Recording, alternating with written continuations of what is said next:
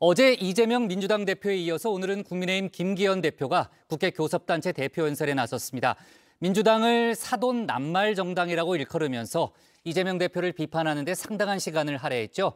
여야 사이에 고성이 오갔고 민주당에서는 아직도 야당인 줄 아느냐는 비판도 나왔습니다. 관련 내용을 유한울 체크가 정리했습니다. 5시 하면 다정해 정의원들의 뉴스 큐레이터 울체커입니다. 화요일에 뉴스픽 5 바로 들어갑니다. 오늘 준비한 소식은요.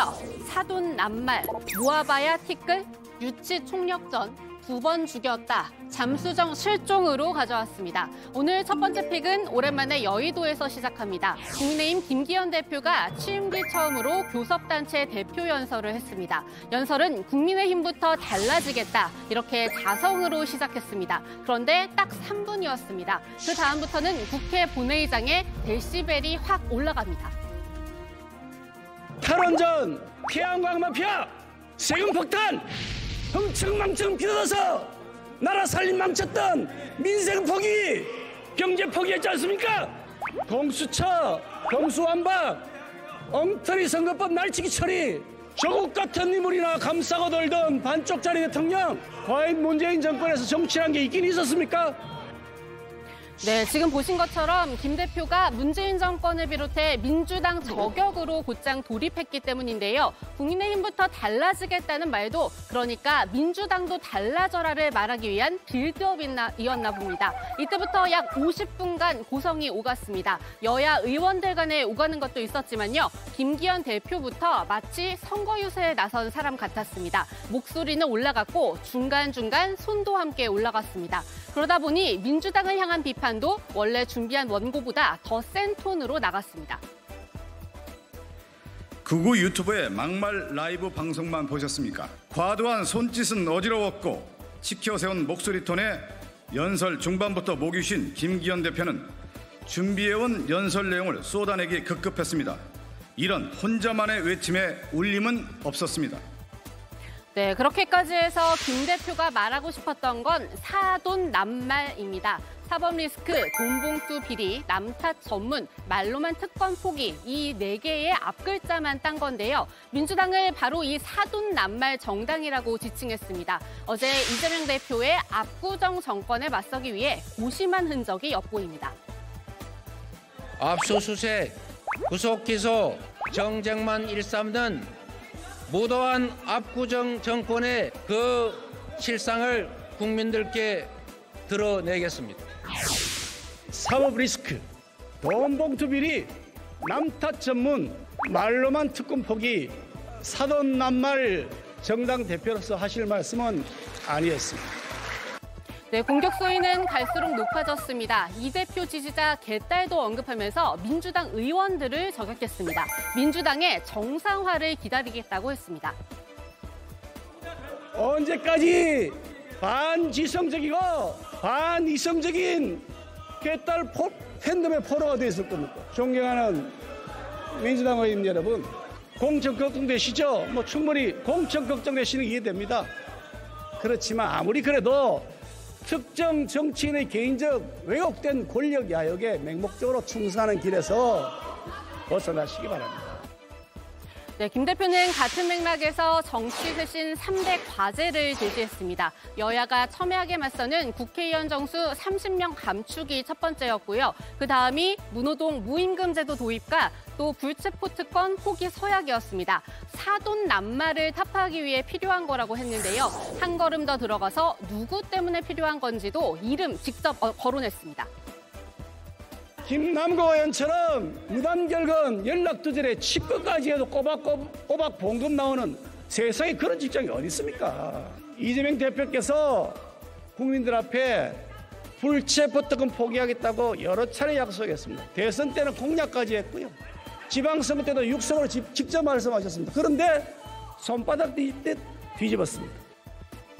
네, 김남국 의원이랑 이재명 대표죠. 이 대표 같은 경우에는 과거 불체포 특권 포기 발언 영상을 이렇게 전광판에 띄워놓은 채 저격하기도 했는데요. 정치부 고인물이지만 이런 광경은 또 처음으로 보는 것 같습니다. 이쯤 되면 정말 이 대표 한 사람만을 생각하면서 연설을 준비한 게 아닌가도 싶은데요. 애써 미소를 지으며 듣던 이 대표, 과제에 대한 질문에 답하지 않았습니다. 국정을 책임질 여당이 아니라 야당 발목을 잡고 야당 비난하는데 왜 저렇게 주력하시는가 이해가 안 됐습니다. 제안했는데 응하셨어요. 대표님 민주당 정상화라는 표현을 썼는데 그거에 대해서는 어떻게 생각하세요? 네, 그렇다고 여기서 그칠 김기현 대표가 아닙니다. 김 대표는 최근 논란의 싱하이밍 중국 대사 발언, 이 대표를 만난 자리에서 나왔다는 점도 다시 한번 상기시켰습니다. 한 놈만 빡! 한 놈만 빡! 한 놈만 빡! 야당 대표라는 분이 아무리 그래도 그렇지 어떻게 중국 대사 앞에 가서 조아리고 훈계 듣고 옵니까? 이게 외교입니까 이게? 굴종적인 사회주의죠. 다음지는 민주당 의원들에게 묻습니다. 이거 민주당 이게 맞는 길이라고 생각하십니까? 네, 그러면서 꺼내든 카드가 국내에 사는 중국인의 지방선거 투표권 제한입니다. 뉴스픽에서 정리해드린 적이 있는 것처럼 상호주의가 그 명분인데요. 같은 명분으로 외국인의 건강보험 먹튀도 막겠다고 했습니다. 이 역시도 어제 대중외교에도 신경을 써야 하지 않겠느냐라고 한 이 대표의 어제 연설 내용에 항변하는 듯했습니다. 한반도의 평화와 비핵화를 위한 중국의 역할도 중요합니다. 후쿠시마 오염수 방류 대응에도 함께 할 일이 많습니다. 글로벌 무한 경쟁 시대의 외교는 국익을 최우선한 전환적인 자율 외교로 전환해 가야 합니다.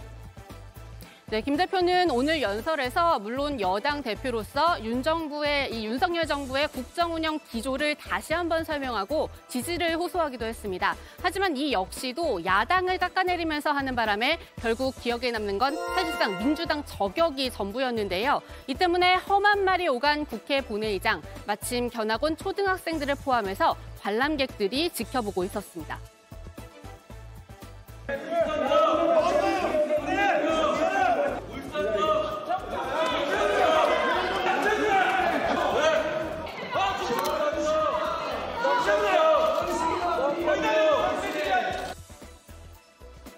네, 두 번째 픽은 모아봐야 티끌입니다. 이재명 대표 저격으로 기억될 국민의힘 김기현 대표의 오늘 연설. 그러면서 묻힌 메시지 중 하나는 바로 후쿠시마 오염수 방류 관련이었습니다. 우리 국민의힘은 후쿠시마 오염수와 관련해서 우리 국민의 생명과 안전, 재산을 최우선으로 지킬 것입니다. 가짜뉴스, 조작, 선전, 선동, 근거 없는 야당의 비난에 휘둘리지 않고 우리가 직접 철저하게 검사하고 검증할 것입니다. 네, 여전히 방점은 가짜뉴스, 선동퇴치에 맞춘 듯합니다. 국민의힘은 오늘 김 대표가 연설하는 본회의 전 바쁜 시간을 쪼개서요 의원총회를 열었습니다. 전문가를 초청해서 후쿠시마 오염수 방류, 안전상 문제 없다는 내용의 특강을 들었습니다. 그리고 장기간 아주 미미해도 장기간 피폭 당하면 위험하지 않겠느냐. 티끌 모아 태산 아니냐. 티끌이 태산이 되려면 티끌을 태산만큼 모으셔야 됩니다. 티끌은 모아도 티끌입니다. 피폭량이라는 건 작은 양을 장기간 간다 그래서 이게 큰 영향을 주지 않습니다. 네, 정용훈 교수는 오염수 방류 뒤 100년을 살아도 영향이 없다는 말까지 남겼는데요. 그런데 여기에 대해서는 같은 전문가 집단에서도 다른 의견이 꾸준히 나오는 상황입니다. 더욱이 우리가 생물체이기 때문에 이 유기결합, 삼중수소 그렇게 되면 몸 바깥으로 빠져나가지도 않아요. 지금 당장은 아니죠. 그렇지만 뭐 혈액암일 수도 있고 백혈병일 수도 있고 이게 또 조금씩 베타선인데 전자를 낸단 말이에요. 전기죠. 전기 자극을 계속 받는 거예요. 그럼 어떻게 되죠? 결국은 세포 전리가 일어나고 그리고 DNA 끈이 끊어지기 시작하고 끈이 약하단 말이죠. 예. 네, 서 교수는 티끌모아 태산이 맞다는 거죠. 이렇게 아직까지 논쟁적인 사안인 게 분명해 보입니다. 하지만 국민의힘에서는 알프스로 처리한 오염수 1리터가 있다면 마시겠다. 이렇게 말한 앨리슨 교수에 이어서 오염수의 우호적인 전문가만 불러다가 이야기를 듣는다는 생각은 저만 드는 게 아닐 것 같은데요. 정 교수는 후쿠시마산 수산물 수입 금지에 대해서도 오염수와 별개의 문제라고 강조했습니다. 우리가 수입 금지를 놓고 WTO 1심에서 1심에서 패소한 이유는 이 수산물을 위험하다라고 했기 때문인데 그러다가 2심에서 이긴 이유 위험하다가 아니라 원전 사고 영향이 그 지역 바다에는 남아 있어서 우리 바다와는 다르다로 접근했기 때문이라고 설명했습니다. 사고 영향으로 다르다는 말, 결국 위험하다는 말과 다르지 않을 것 같은데요. 그렇다면 그 바다를 거쳐서 올 오염수는 100% 안전하다고 믿어도 되는 걸까요? 한 번 쏟아진 물은 주워 담을 수 없습니다. 원전 오염수 해양 방류가 시작되고 나면 대책이 없습니다. 정부가 방사능 조사 지점을 확대하고 조사 횟수를 늘려서 방사능이 검출되면 국민들께 수산물을 먹지 말라고 할 작정입니까? 제2회 또 제3회 원전 사고가 나도 정부는 또다시 해양 방류를 허용할 셈입니까? 네, 이런 비판이 나오고 있지만 역시나 정부도 비슷한 논리로 접근합니다. 국민 불안해소 차원에서 매일 1일 브리핑을 이끌어가고 있는 박구현 국무조정실 1차장의 말입니다.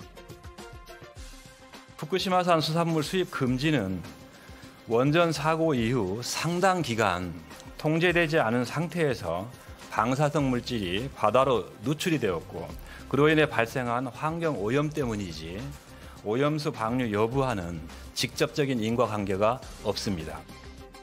네, 결국 오염수 방류가 곧 수산물 수입 재개로 이어지지 않는다. 이건 별개의 문제다. 이 점을 강조하려다가 정작 오염수 방류에 대한 우려를 키우고 있다는 생각도 듭니다. 박구현 차장은 오늘 우리가 일본 정부를 대변한다는 지적에 대해 공무원에 대한 모욕적 발언이라고 날선 반응을 보였습니다.